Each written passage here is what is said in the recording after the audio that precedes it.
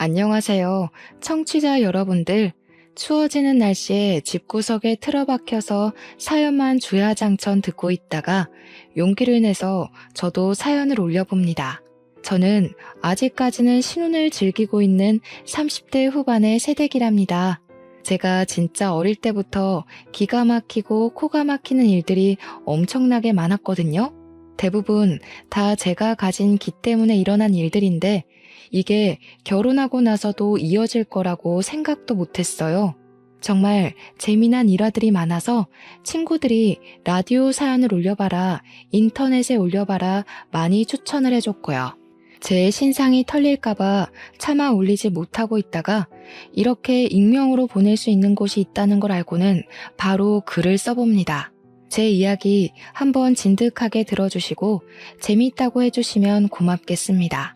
저는 어릴 때부터 기가 세다는 이야기를 들으면서 살았습니다. 왜 그런지는 모르겠는데 가끔 길에서 마주치는 할머니들이고 아줌마들이고 아따 조그마한 게 기가 세네 하는 말들을 하셨어요. 300안의 눈동자가 더 그런 이미지를 만들었나 싶기도 합니다. 제가 좀 흰자가 크거든요. 하도 듣다 보니까 그냥 그러려니 하고 살았는데 중학교 때 작은 소란이 한 번 있었습니다.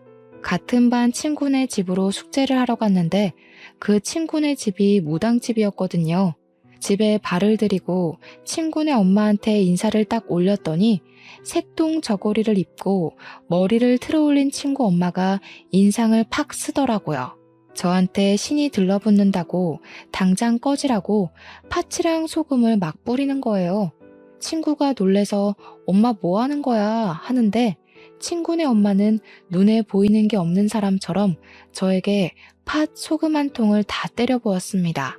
기가 어쩜 저리 세냐면서 부정타니 당장 신당에서 나가라고 소리를 막 지르더라고요. 다음에도 이런 봉변 당하기 싫으면 2번 다신 무당집 근처에도 가지 말라고 하면서요. 숙제를 하러 간 건데 그런 봉변을 당해서 너무나도 어이가 없었죠. 친구와의 사이도 자연스럽게 멀어지게 되었습니다. 고등학교에 진학해서부터는 자연스럽게 무당집 근처는 쳐다도 보지 않았습니다. 그때 무섭게 팥을 던지고 소금을 뿌리던 친구의 엄마 얼굴이 생각났기 때문이었죠. 저는 고등학교를 무사히 졸업하고 대학에 진학했고 남자친구가 생겼습니다. 남자친구가 군대에 가기 직전 둘이서 제주도로 여행을 떠났는데 5월의 따뜻한 기운에 유채꽃이 만발한 삼방산 근처에 놀러 갔죠. 그런데 5월이 무슨 전국에 있는 무당들이 다 제주도로 내려오는 시기라고 하더라고요. 무슨 할매의 기운을 받아야 한다고 무당들이 삼방산 한라산 근처에서 기도를 드린다고 하더라고요. 하필이면 날짜가 비슷하게 겹친 건지 한복이나 색동옷을 입은 딱 봐도 무당 같은 사람들이 여럿 있더라고요. 남자친구랑 아무렇지 않게 데이트를 하고 있는데 무당들과 눈이 마주칠 때마다 저한테 욕을 하더라고요. 육실할년 신 넘어갈라 이러면서 저를 째려보고 떨어지라고 막 손을 허이허이 젓고 그랬어요. 도대체 저는 무슨 죄가 있다고 이런 취급을 받아야 하는 건지 여행까지 와서 기분이 잡쳤죠. 오죽하면 어떤 무당이 멀찌감치 서서 저한테 자네는 신을 모셔야 해. 생각 있으면 지리산 산신령님을 찾아와 하더라고요. 소름이 막 쫙쫙 돋는데 기가 너무 세면 큰 신들이 다 달라붙는다고 그래서 그런 거라고 자기 할 말만 하더라고요. 같이 여행 간 남자친구가 저한테 소름이 돋는다면서 너 정체가 뭐야? 우리 헤어져 하더라고요. 제주도 여행까지 가서 차인 사람 바로 접니다. 근데 그때까지는 그냥 어이가 없구나 하는 마음이 더 컸거든요. 여기서부터 제가 기가 진짜 세긴 세구나 하고 느끼게 된 사건이 또 벌어집니다. 제주도에서 결국 헤어짐을 맞이하게 된 남자친구가 저랑 헤어지고 나서부터 악몽에 엄청 시달린다고 하는 겁니다. 꿈에 귀신들이 나와서 그 여자는 어디 갔어? 그 여자 데려와 이런다는 거예요. 2달 만에 피골이 상접한 채로 나타나서는 다시 만나달라고, 헤어지고 나서부터 귀신이 들러붙는 것 같다고 난리를 치더라고요. 잘못했다고 제발 만나달라고 애원을 하는데 진짜 정신 나간 놈인가 싶었습니다. 무당들 때문에 부정 탄다고 헤어지자고 하더니 귀신이 저 찾는다고 다시 사귀자는 게 말인가요? 그래서 정신 나갔냐고, 내가 너랑 다시 왜 만나겠냐고 진절머리를 쳤죠. 가서 귀신 밥이나 차려주라고, 내 앞에서 이럴 바에 굿이나 하겠다 했더니 진짜 구슬했대요. 그 뒤로 애가 밤에 잠도 못 자고 점점 말라가더니 나중에는 영양실조까지 왔다고 군대에서 탈영하겠다고 난리를 치고 했다네요. 글쎄. 결국에는 휴가 나와서 굿판 지대로 벌렸다고 하는데 학교도 자퇴해버려서 소식은 끊겼습니다. 솔직히 저도 좀 무섭긴 하더라고요. 그런데 귀신들이 절 찾는 것 치고는 평온한 일상을 보내면서 살고 있었답니다. 귀신을 본 적도 없고 그 흔한 가위 한번 눌려본 적 없었거든요. 우리 집도 독실한 기독교 신자들로 드글드글했고요. 귀신보단 확실히 사람이 더 무서운 거 아닌가요? 아무튼 저는 자퇴한 전 남자친구는 깔끔하게 잊어버린 채 대학 생활을 참 알차게도 보냈습니다. 제가 동아리 활동을 꽤 열심히 했는데 그 동아리가 바로 연극 동아리였습니다. 한 학기에 한 번 서툰 실력으로 공연도 올리면서 활기찬 동아리 활동을 하고 있었죠. 근데 소극장에 귀신이 많다는 소문이 슬금슬금 돌고 있었어요. 공연 중간에 소극장 조명이 갑자기 고장이 난다던가, 무대 뒤에서 소품이 제멋대로 움직인다던가, 객석에 매번 똑같은 자리에 소복 입은 여자가 앉아있다던가 하는 소문이요. 진짜 소문이 사실인 것 마냥 무성하고, 제가 연극 동아리 들어오기 전부터 있었던 선배는 귀신을 봤다고 우기기도 했어요. 근데 저는 4년 내내 동아리 활동을 진짜 열심히 했음에도 불구하고 귀신은 한 번도 못 봤거든요. 오죽하면 궁금해서 소극장에서 밤이라도 새워야 하나 싶을 정도였습니다. 일이 생겨서 야간 작업을 못하는 날이면 다음날 꼭 동아리 애들이 귀신을 봤다고 호들갑을 떨었거든요. 문제없던 조명이 갑자기 터져나간다던가, 소품을 잘 정리해뒀는데 만진 사람도 없는데 소품들이 제각기 떨어져 있다던가 하는 일이요. 제가 없을 때만 그런 일이 생기니까 귀신이 나를 따돌리나 싶을 정도였습니다. 아무튼 그게 동아리 활동에 열을 올리던 시점에 저는 새 남자친구가 생겼죠. 우리 동아리 사람은 아니었는데 연극영화과를 다니던 엄청 잘생긴 미남이 동아리 공연을 심심해서 보러 왔다가 무대에 선 저를 보고 반했다는 겁니다. 서툴게 대사 하나하나를 치는데 전공자의 느낌은 없어도 진심이 느껴지는 연기였다며 홀딱 반해버렸대요. 제가 뭐 청초한 분위기를 자아내는 그런 여자라나 뭐라나. 삼배가 아니라 귀신 눈깔 가졌다는 이야기는 들어봤어도 청초하다는 이야기는 처음 들어서 조금 우쭐했네요. 굳이 동아리 사람들끼리 하는 뒤풀이 자리까지 나타날 정도로 저를 쫓아다녔습니다. 우리 동아리가 연극 동아리임에도 불구하고 전공자들은 가입할 수 없었거든요. 아마추어들 기죽게 전공자가 들어오면 분위기가 파삭 삭는다고요. 남자친구는 연극영화과에 재학 중이라 당연히 우리 동아리에 가입은 할 수 없었죠. 그렇지만 저를 쫓아다니면서 잡일이라도 시켜달라고 허구한 날 동아리방 찾아와서 저한테 치근덕댔어요. 밥 먹자, 커피 먹자, 시험 공부 같이 하면 안 되냐 하면서요. 지는 시험도 우리랑 다르면서. 결국 사귀는 수순으로 가게 되었어요. 생긴 거 하나는 끝내줬거든요. 원래 남자는 얼굴 뜯어먹고 사는 거라고 했습니다. 우리 엄마가요. 아무튼 그렇게 연애 잘하고 저는 대학교를 졸업하고 불문과 전공을 살려서 취직을 하게 되었습니다. 프랑스 책을 번역하는 작업을 했는데 임금이 무척이나 쏠쏠했고 부업하기도 좋았습니다.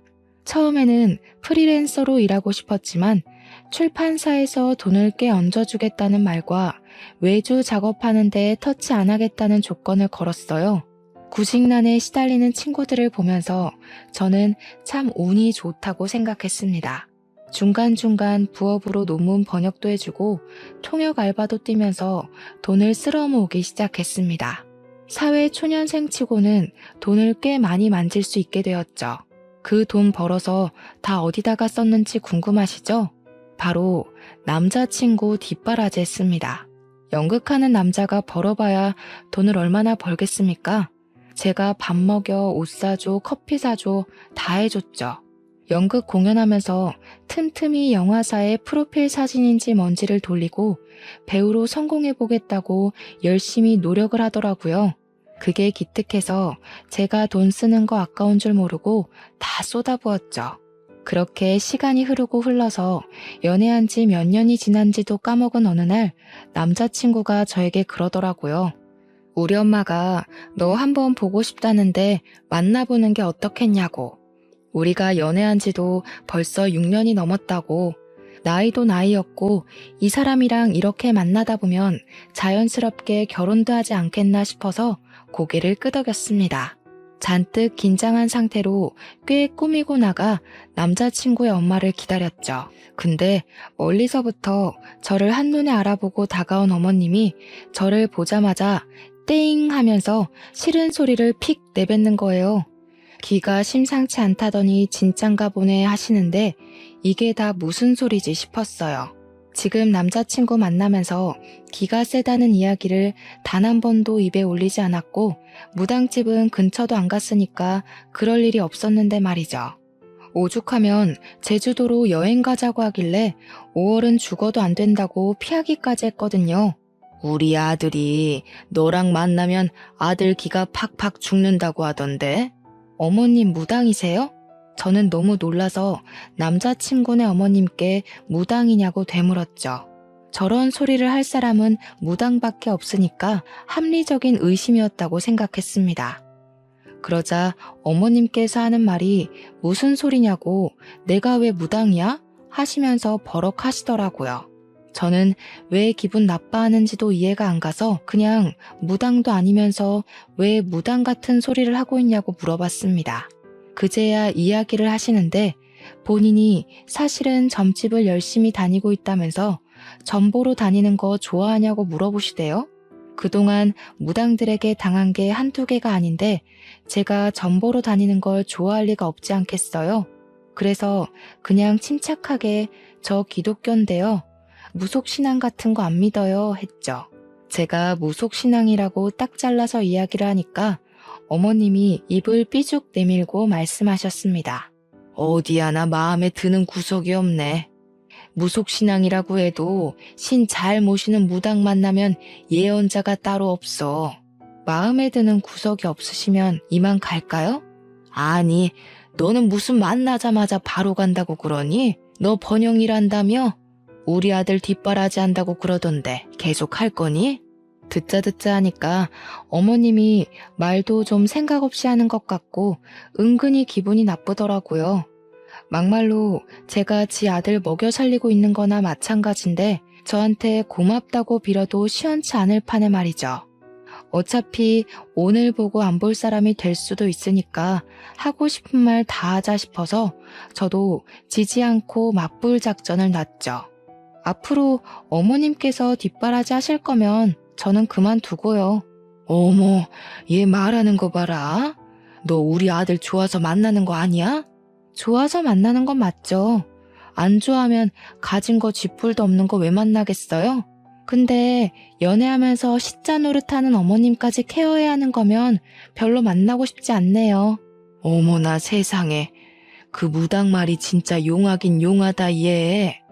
말 한마디도 안 치고 또박또박 대꾸할 거라고 하던데 진짜 치는 법이 없어. 얘, 너 마음에 든다. 글쎄 그 무당이 뭐라 그랬는지 알아? 네가 우리 아들 길을 팍팍 잡아먹고 살긴 할 건데 절대로 우리 아들 굶기는 일은 없을 거라고 하더라고. 네가 장군 중에서도 완전히 대장군감이라지 뭐야? 이순신. 제가 이순신이라는 말에 마시던 커피를 뿜어냈습니다. 가까스로 정리를 하고 이순신이 뭐냐고 물어보니까 어머님이 엄청 뿌듯해하면서 그러시는 거예요. 우리 아들 쭉 만나면서 절대로 굶지 않게 해달라고요. 너만 믿는다?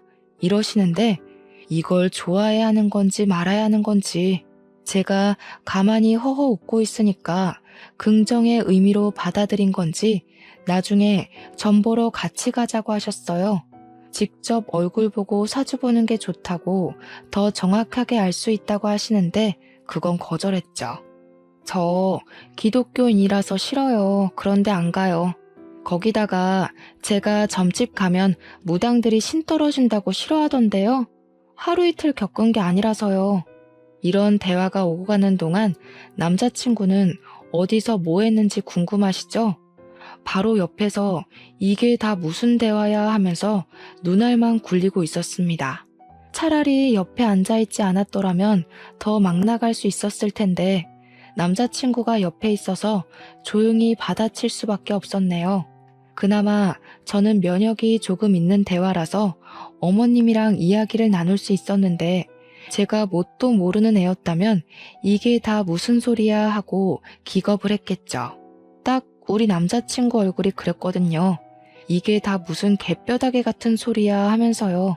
그렇게 한 번 만나 뵙고 난 이후에 꾸준히 연락하고 귀찮게 하면 정리해야지 싶었는데 이상하리만치 연락이 없더라고요. 간섭도 없고 점집 가자는 이야기도 없고 그날 만났을 때는 제 머리채라도 붙잡고 갈 기세였거든요. 그 이후에 다시 어머님을 뵌 자리는 바로 상견례 자리였습니다. 1년을 더 연애하고 프로포즈를 받게 되었고 결혼을 하기로 했거든요. 7년이나 연애를 했으니 새로운 사랑을 찾기도 어려운 나이가 되었고 남자친구랑 그만큼 만나면서 싸운 일이 손에 꼽히는 정도라 잘 살 수 있을 것 같았어요. 양가 가족들 다 만나서 상견례를 어색하게 이어가고 있는데 시모가 또다시 무당 이야기를 꺼내는 게 아니겠습니까? 이제 결혼도 하기로 한 마당에 같이 점집에 가서 사주도 보고 궁합도 보자고 하셨어요. 우리 엄마는 모태신앙이신데 그 이야기를 듣더니 표정이 정말 썩더라고요. 대놓고 우리 집은 기독교 집안이라 그런데 안 갑니다 하고 잘라내는데 시모가 의견을 굽히지 않더라고요. 아이고, 서로 믿는 종교가 다른 거지요. 서로 이해합시다 하면서 깔깔거리고 웃는데 우리 엄마도 더는 뭐라 못하셨어요. 내가 아주 좋은 날로 날짜를 받아왔는데 4월 셋째 주 토요일에 해야 애들 기가 싹 펴진답니다. 결혼식 날짜는 더 볼 것도 없이 그날로 하시는 겁니다. 시모의 말에 우리 아빠도 당황하고 엄마도 이게 무슨 번개불에 콩 구워 먹는 소리지 하고 있는데 시부만큼은 평온하더라고요. 익숙하다는 그 행동에 저는 피식 웃음이 나올 것 같았죠. 결혼식 날짜 맞추는 거야 뭐 좋은 날이라고 하니까 우리 집에서도 알겠다고 하셨고 저도 별 생각 없이 알겠다고 대답했습니다. 상견례가 끝나고 집으로 돌아가는 차 안에서 엄마가 신경질을 부리시며 이야기를 했어요. 아니, 믿을 게 없어서 선녀보살이니 아기동자니 그런 잡신을 믿는 거냐고요. 격떨어진다면서 무속신앙 믿는 사람들 중에 제정신인 사람을 못 봤대요. 굿한다고 돈 써, 부적 산다고 돈 써 하면서 구시렁거리는데 그렇게까지 비약할 일인가 싶긴 했습니다. 결국에는 4월 셋째 주 토요일에 결혼식을 올리고 만인의 축하를 받으면서 신혼여행길에 올랐습니다. 근데 공항에 도착하자마자 시모한테서 전화가 온 거예요. 있는 호들갑 없는 호들갑 다 떨면서 오늘 사주에 물이랑 가까이 하지 말라고 나왔다고 저한테 너는 기가 세서 모르지만 우리 아들은 절대 안 돼 하시더라고요. 저희 신혼여행지는 몰디브였거든요. 사방팔방 바다로 둘러싸여 있는데 물이랑 가까이 하지 말라고 하니까 기가 막혔죠. 오죽하면 남편한테 너 그냥 여기 있을래? 나 혼자 갈게 라고 했다니까요. 결국 몰디브까지 같이 가긴 했는데 남편은 진짜 쫄보라서 그런 건지 물에 안 들어가고 구경만 하고 있더라고요. 저는 오기가 생겼어요. 신혼여행까지 와서 그까짓 미신 때문에 이 좋은 물놀이를 하지 않겠다고 하니까요. 제가 남편한테 야, 안 죽어. 그냥 들어와 했어요. 남편이 고개를 절레절레 젓길래 팔을 뻗어서 다리를 붙잡고 바다에 퐁당 빠뜨렸습니다. 처음에는 소금물 잔뜩 먹고 눈 따가워 하고 있는데 한 15초 정도 지나서 갑자기 악 소리를 내는 게 아니겠어요? 왜 그래? 무슨 일인데? 하는데 남편이 다리가 아파 다리 난리를 치더라고요. 재빨리 사다리를 타고 올라가니까 오른쪽 다리가 퉁퉁 붓기 시작했어요.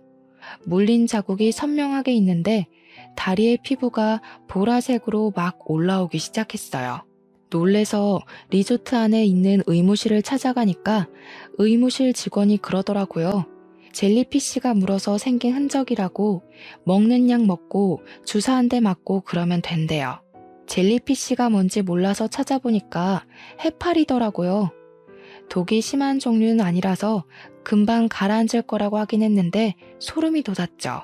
신혼여행 오기 전에 시모가 말했던 물 가까이 가지 말라고 그 말이 딱 생각이 나는 거예요. 저는 물에 내내 들어가 있었는데 멀쩡했고 우리 남편은 정말 한 30초? 그 정도 바다에 빠진 건데 바로 해파리가 물다니 대박이다 싶었죠. 저도 모르게 그 무당한테 점점 스며들고 있었어요. 신혼여행 다녀와서도 시댁에 인사를 드리러 갔는데 시모가 저를 딱 보더니 오늘 사주에 고기 먹지 말라 그러더라 하시는 거예요. 평소에 고기 반찬 없으면 밥이 잘 안 넘어가는 저에게는 무척이나 시련처럼 느껴졌어요. 시모가 다 제 생각해서 차린 반찬이라며 풀떼기가 가득한 한 상을 차려주셨습니다. 대충 먹고 고기는 내일 먹자고 하시는데 초록색, 주황색 나물들을 보니까 한숨만 푹푹 나왔습니다. 온갖 나물 반찬에 밥 한 대 비벼서 대충 먹고는 못다한 이야기를 나누고 집으로 돌아왔죠. 제가 꼭 햄이라도 있어야 밥을 먹거든요. 고기 반찬 없으니까 밥이 잘 안 넘어갔어요. 배가 너무 고프고 뭐라도 먹어야겠다 싶어서 노점상을 들렀는데 때마침 닭꼬치를 팔고 있는 거예요.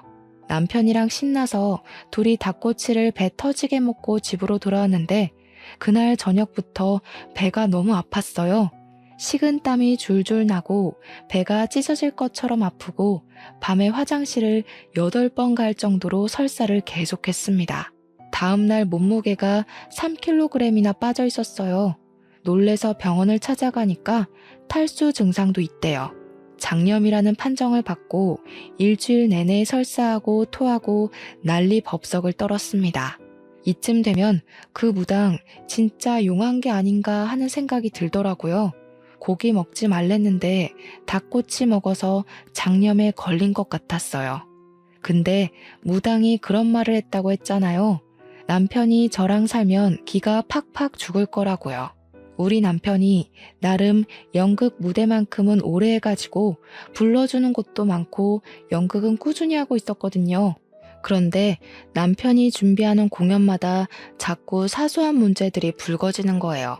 같이 공연을 올리던 배우가 폭행 사건에 휘말리면서 공연 자체가 구설수에 올라서 일찍 막을 내리게 된다던가, 해외에서 공연 대본을 들여와서 공연하던 도중에 라이센스 문제로 소송이 걸려서 공연이 중단된다던가, 소극장에서 공연을 하던 와중에 조명 전선 쪽이 합선이 되면서 소극장에 불이 나서 전원이 대피하는 큰 사고가 있기도 했어요.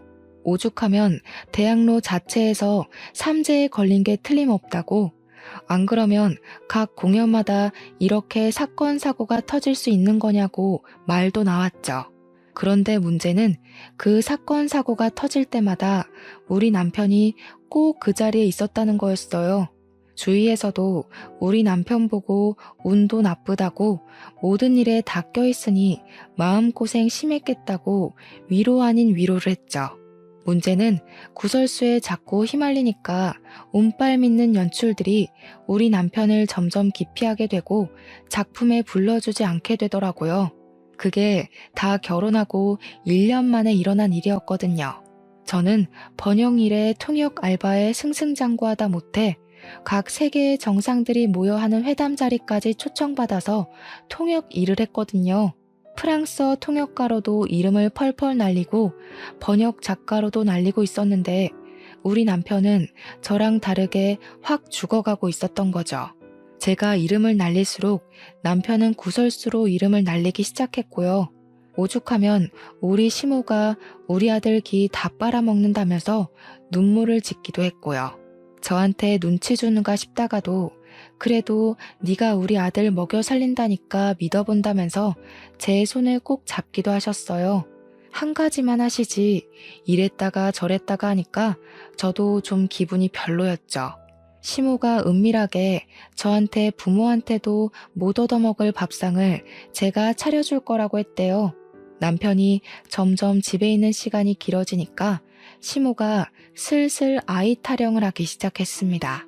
저한테 넌지시 아이 계획은 언제 세울 거냐고 점 보러 가게 말을 해달라고 하는데 별 생각 없었거든요. 그때까지만 해도 제가 일을 열심히 하고 있고 불러주는 데가 많다 보니까 아이 생각은 전혀 하지도 않았죠. 그랬더니 시모가 제 눈치를 슬쩍 보면서 무당이 그러던데 신혼 때 빨리 아이를 가져야 그나마 길을 나눠서 아들 일이 잘 풀릴 거라고 했다고요. 제가 돈을 쓸어 담고 잠도 못 잘 정도로 바빠 죽겠는데 임신할 때는 아니다 싶었죠. 좀 더 있다가 가질 예정이라고 두루뭉술하게 대답을 했더니 시모가 눈치를 줬어요. 애 낳기 전까지는 우리 아들이 내내 피가 마를 일만 가득하던데 하면서요. 예, 그러면 내가 부적 쓴 거 있는데 그거라도 좀 들고 다니면 안 되겠니? 이러면서 하도 귀찮게 굴길래 알겠다고 했습니다. 길을 눌러주는 부적이라고 하면서 꼭 지니고 있으라고 신신당부를 하길래 가방 속에 넣어두고 다녔어요. 그런데 그 부적을 들고 다니면서부터 저한테 이상한 일들이 벌어지기 시작했습니다.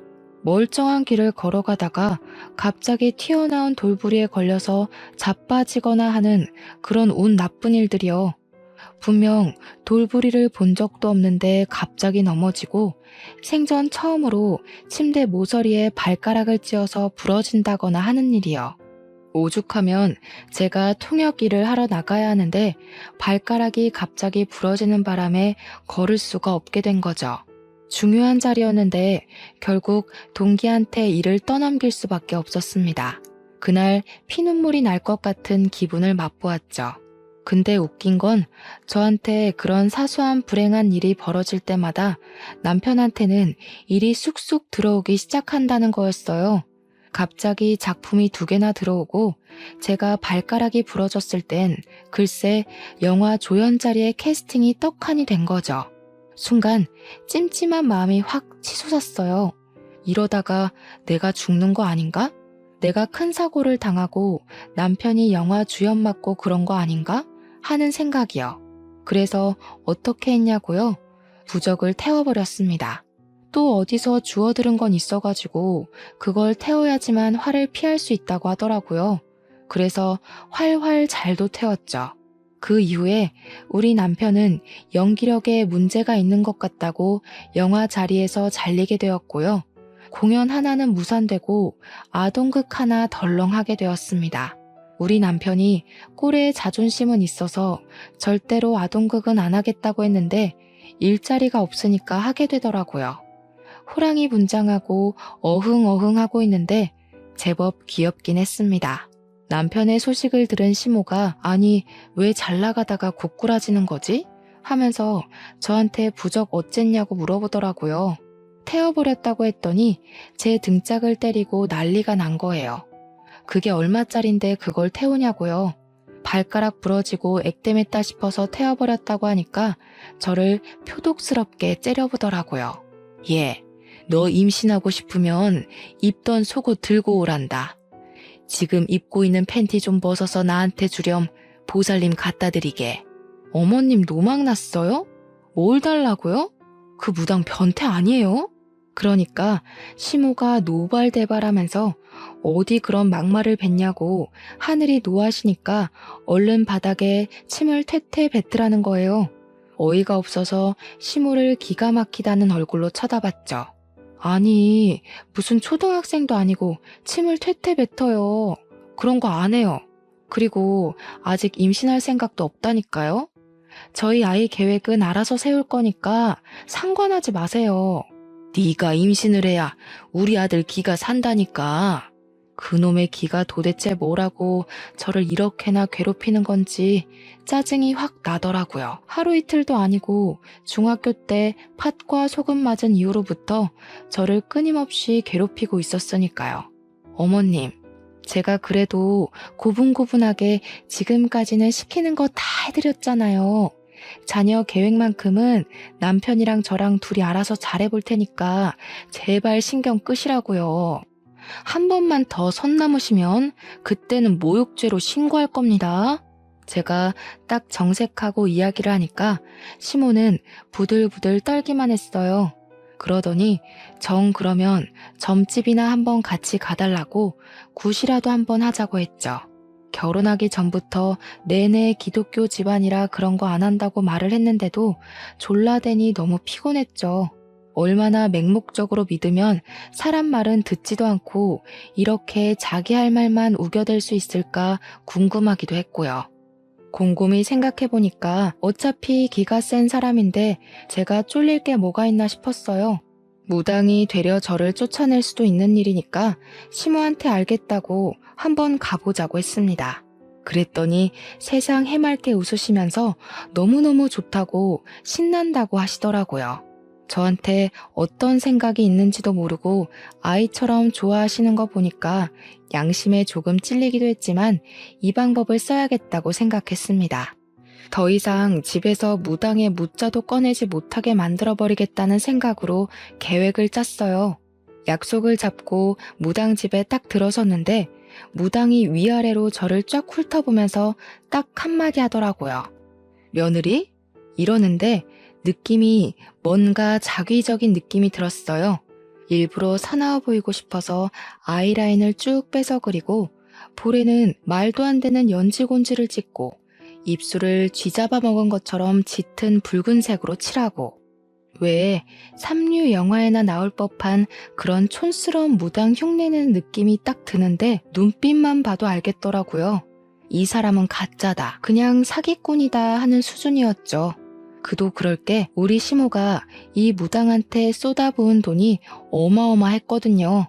그 돈 벌어먹으려면 무슨 구라를 못 칠까 하는 생각이 있었던 거죠. 제 길을 잡겠다는 건지 뭔지 저한테 생년월일 이러는데 날짜를 말해주었어요. 저한테 기가 세네 하면서 남편 잡아먹을 사주라고 딱 잘라 이야기를 하는 겁니다. 아니, 언제는 남편이 나한테만 붙어있으면 평생 배고를 일 없다고 하더니 무슨 남편 잡아먹을 사주라고 말을 바꾸는지. 자기가 굿해주는 순간 그런 나쁜 기운이 다 물러가니까 굿을 하래요. 3천만 원 현금으로 준비해서 들고 오면 바로 굿해준대요. 그러면서 씩 웃더니 네 남편 신혼여행 가서 물 가까이 하지 말라고 했더니 물에 빠져 죽을 뻔했지? 이러는 겁니다. 제가 신혼여행 가서 시모한테 해파리에 물렸다고 하면 걱정 많이 하실까봐 그냥 물에서 큰일 날 뻔했다고만 둘러 이야기했거든요. 해파리에 물렸다는 건 꿈에도 모르는 시모가 무당한테 가서 그냥 물에 빠져 죽을 뻔했대요 하고 말한 거죠. 무당은 가짜 정보를 듣고 마치 자기가 꿰뚫은 것 마냥 저한테 이야기를 한 거고요. 거기서 의심은 확신이 되었고 얘는 가짜다 하는 생각을 하게 되었습니다. 확실하게 길을 눌러버리려고 저는 고개를 끄덕이면서 물에 빠져 죽을 뻔했죠 라고 대답을 했어요. 그게 다 너한테 더러운 물귀신이 들러붙어서 그런 거야. 그 귀신을 떼어내려면 내가 굿을 해야지만 돼. 물귀신 때문에 네 남편이 그 좋은 데 가서 물에 빠진 거야. 수영장이 얼마나 위험한 줄 알아? 분명 그 리조트에서 죽은 사람이 한둘이 아닐 게야. 바다에 빠졌다가 해파리에 물린 것이었지만 그냥 물이라고 시모에게 말을 했으니 무당도 수영장인 줄 알았던 거죠. 너네 처음 시댁에 간 날에 화를 입지 않은 것도 내가 말한 대로 나물만 먹어서 그런 거다. 그날 내 말 안 듣고 고기 먹었으면 너네 부부 황천길로 갔을 게야. 솔직히 웃음 참느라 진짜 죽는 줄 알았습니다. 그날 저 닭꼬치 먹고 장염 걸렸잖아요. 황천길은 아니었지만 일주일 내내 설사하느라 죽는 줄 알긴 했죠. 아, 그 닭꼬치 집은 위생 난리 나서 벌금 먹었더라고요. 그래서 장염에 걸린 모양이었습니다. 이야기를 듣는 내내 이놈 아주 가짜구나 하는 생각이 들었고 저도 계획한 대로 본때를 보여주기로 했습니다. 저도 연극 동아리에서 연극을 올렸던 그 실력을 발휘하기로 했어요. 순간 삼배간 눈을 확 치켰더니 무당이고 시모고 둘 다 헉 하면서 숨을 들이켜더라고요. 제가 눈을 치켜뜨면 진짜 공포영화에 나오는 얼굴처럼 무서워지거든요. 무당이 들고 있던 오색찬란한 부채를 확 빼서 들었더니 무당이 어버버 하더라고요. 시모가 얘 너 뭐하니? 하면서 당황해서 이야기를 하는데 바로 부채를 쫙 펼치고는 눈가를 뒤집어 깠습니다. 가뜩이나 흰자위가 판치는 누나를 이리저리 굴리면서 뒤집어 까니까 마치 접신하는 사람처럼 보였나 봐요. 시모가 으악하면서 뒤로 물러나더라고요. 순간 눈을 바로 뜨고 무당을 딱 쳐다봤습니다. 어디 신도 없는 게 신이 있는 척해. 당장 눈깔 안 깔아? 놀란 얼굴로 저를 빤히 보고 있던 무당이 순간 눈을 아래로 축 깔더라고요. 억지로 웃음을 참아내면서 연기를 했어요. 돈에 눈이 멀어서 신을 팔고 다니는 니년이 하늘이 무섭지도 않은가? 그랬더니 무당이 놀래서 저를 바라보는데 그 얼굴에다가 냅다 부채를 던졌습니다. 코를 막고 악 소리를 내며 움켜쥐는 무당을 보고 벌떡 일어서서 눈가를 뒤집고 살풀이하는 것처럼 방방 뛰었어요. 제가 방방 뛰면서 막 돌기 시작하니까 시모가 놀래서 무당 옆에 찰싹 붙더라고요. 무당도 그런 시모 옆에서 제가 하는 꼴을 계속 쳐다보고 있었습니다. 저는 거기서 끝내지 않고 방방 뛰면서 불어를 미친 듯이 빠르게 외쳤어요. 그냥 의미 없는 불어였어요. 식사는 하셨습니까? 오늘 날씨 좋네요. 이것은 얼마입니까? 하는 불어요. 불어 발음이 워낙 둥글고 특이해서 빠르게 말하면 방언처럼 들리거든요. 마치 올렐레 팔렐레 하는 것처럼요. 제가 막 우르르 끽끽하면서 방방 뛰고 막 아무 헛소리나 내뱉으면서 신들린 사람처럼 팔을 휘적휘적 저으며 있으니까 무당이 놀래서 뭐야 하더라고요. 그때를 놓치지 말고 무당 앞으로 달려가서 어디 하늘신 앞에서 구라를 치냐? 손모가지 확 분질러 버릴까? 하면서 무당 손목을 팍 때렸죠. 무당이 저한테 무릎을 꿇더니 아이고 죄송합니다. 잘못했습니다. 살려주십시오 하는 거예요. 시모는 황망한 눈빛으로 무당 한 번 저 한 번 쳐다보고요. 우리 며느리 귀신 들린 거야? 무당한테 조용히 이야기를 하는데 무당은 계속 엎드려서 살려주십시오. 잘못했습니다만 반복했어요. 근데 사실 저도 언제까지 귀신 들린 척하고 있을 수 없잖아요. 순간 어떻게 마무리를 해야 하나 고민하고 있다가 그냥 픽 쓰러지는 연기를 했습니다. 쓰러질 때 허리를 좀 세게 부딪혀서 아프긴 했지만 확실한 효과를 주기 위해서는 이 방법이 최고였거든요. 제가 기절한 사람처럼 가만히 누워있으니까 멀찌감치 벌벌 떨고 있던 시모가 저한테 슬금슬금 기어왔어요. 저기 하늘신? 며느님? 아가야? 별 호칭으로 저를 다 부르더니 무당한테 119 불러야 하는 거 아니냐고 하더라고요. 119까지 오면 큰일 날 것 같아서 눈을 번쩍 떴습니다. 제가 기척없이 눈만 번쩍 뜨니까 시모가 또 놀래가지고 뒤로 확 물러나더라고요. 그러고는 태연하게 일어나서 자리에 딱 앉고는 아무 일 없었다는 듯이 가만히 있었죠. 시모랑 무당이랑 눈만 껌뻑껌뻑 뜨고 저를 보고 있었어요. 저는 해사하게 웃으면서 어우 왜 이렇게 덥죠? 했어요. 방방 뛰었으니 숨도 차고 덥기도 덥더라고요. 왜 그렇게 저를 보세요? 무슨 일 있었어요? 왜요?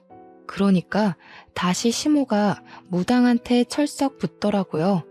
그제야 무당이 목을 킁킁 가다듬고 안 놀란 척하면서 저에게 말을 했죠. 방금 신이 왔다 가셨나 봅니다. 뭐야? 진짜 귀신 들린 거야? 귀신이야? 귀신? 예, 기억 안 나니? 응? 제가 무슨 소리를 하는 거냐고 웃으면서 이야기를 하다가 갑자기 딱 정색을 했죠. 제 표정이 바뀌니까 시모가 히익 하고 숨을 들이켰어요. 다른 건 모르겠는데 제가 구라치면 손모가지 자른다고 한 거는 기억이 나네요. 됐수다. 돈 안 받을 테니까 앞으로는 이 근처도 오지 마시오. 내가 감히 보고 말고 할 사람이 아니니까. 당신 시어머니고 당신이고 앞으로는 제발 2번 다시는 이쪽으로 오지도 마. 머리도 두고 자지 마. 결국 시모랑 저랑은 쫓겨났고요. 당연하게 소금도 맞았습니다. 시모는 이게 다 무슨 일이냐고 뭐가 뭔지 모르겠다고 하면서도 제 옆으로는 안 오시더라고요. 그 뒤로 어떻게 됐는지 궁금하시죠? 시모는 그날 이후로 점집에 점도 꺼내지 않게 되었습니다. 저한테는 물론이고 가족들한테까지도 무당 타령, 점집 타령, 부적 타령, 굿 타령 전부 다 뚝 그치셨어요. 시부가 하도 궁금해서 요즘은 왜 점보러 안 다니냐고 물어봤더니 시모가 갑자기 소름이 돋는다면서 팔을 막 문지르시더래요. 그러면서 우리 집에 큰 신이 사는데 무슨 점을 보러 가냐고 됐다고 이제 그런 거 안 믿는다고 했대요. 큰 신이 산다는 게 뭐야? 하면서 시모한테 되물으니 저한테 물어보라고 했다는 거예요. 시부가 궁금해서 못 참겠다며 그날 점집 같이 가서 도대체 무슨 일이 있었던 거냐고 하더라고요. 너네 시엠이 말이다. 어떻게 점집 끊게 만든 거냐? 내가 카드를 잘라버리고 현금을 막아버렸을 때도 꾸역꾸역 빚내서 가던 사람인데 말이야. 남편도 도대체 어떤 방법을 쓴 거냐고 궁금하다고 난리를 치길래 결국 이실직고 했죠. 시부랑 남편만 몰래 불러놓고 신들린 연기 한번 보여주니까 둘 다 침만 꿀꺽 삼키더라고요. 남편이 저한테 그랬어요. 너처럼 연기 기가 막히게 하는 비전공자가 있는데 내가 연기로 먹고 살 수 있겠냐? 시부도 저한테 여우주연 상감이라며 박수 신나게 쳐주셨고요.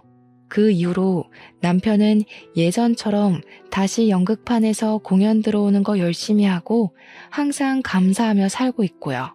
저는 늘 그랬던 통번영일 하면서 누구보다 알차게 시간을 보냈어요. 얼마 전에는 양가에서 그렇게 바라고 바라던 임신까지 했습니다. 열심히 기타령하던 시모는 당연히 그런 이야기 쏙 들어갔고요. 그 틈을 타서 우리 엄마가 시모 모시고 교회 다니기 시작했어요. 어차피 신 믿는 거 좋아하시면 예수님이나 믿자고요.